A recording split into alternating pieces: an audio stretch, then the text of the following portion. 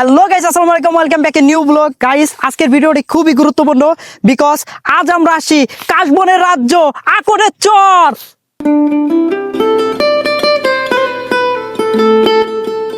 Guys, আজকের ওয়েদারটা খুবই গরম, প্রচণ্ড রোদ, এবং এই গরমের মধ্যে মানে টিকা খুবই কষ্ট এখানে।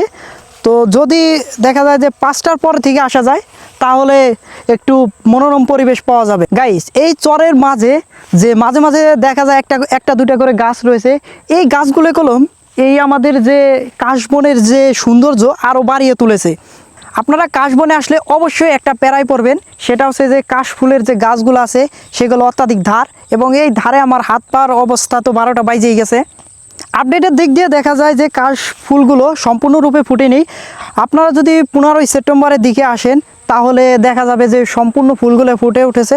আর এই সম্পূর্ণ ফুলগুলো যখন ফুটবে তখন দেখা যাবে এই আকরের চরে যে কাশবনটার যে অরিজিনাল যে সৌন্দর্য, সেই সৌন্দর্যটা আরও সুন্দরভাবে দেখা যাবে।